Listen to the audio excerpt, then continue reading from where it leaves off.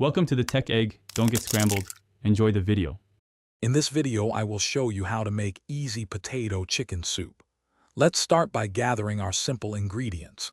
You'll need about 2 pounds of boneless, skinless chicken, 4 medium potatoes, 1 large onion, 2 carrots, and 2 celery stalks. Also, have 4 cups of chicken broth, 1 cup of milk, and your favorite seasonings ready. This recipe is perfect for a comforting meal any day of the week. Now that you have all your ingredients, let's get them prepped. First, dice your chicken into uniform 1-inch pieces. This ensures it cooks evenly. Next, peel and chop your 4 medium potatoes into 1/2-inch cubes.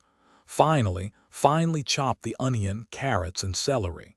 These vegetables will form the delicious aromatic base for our hearty soup, adding depth and flavor. It's time to start cooking. In a large pot, sauté your chopped onion, carrots, and celery in 2 tablespoons of olive oil until they are tender. Then, add the diced chicken and cook until it's lightly browned. Pour in 4 cups of chicken broth, bring it to a boil. Then reduce the heat, cover, and simmer for about 20 minutes until the chicken is fully cooked through. Almost done. Now, stir in your cooked potatoes and 1 cup of milk into the soup.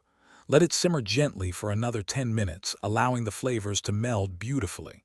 Season with 1 teaspoon of salt, 1/2 teaspoon of black pepper, and any fresh herbs you love, like parsley or dill.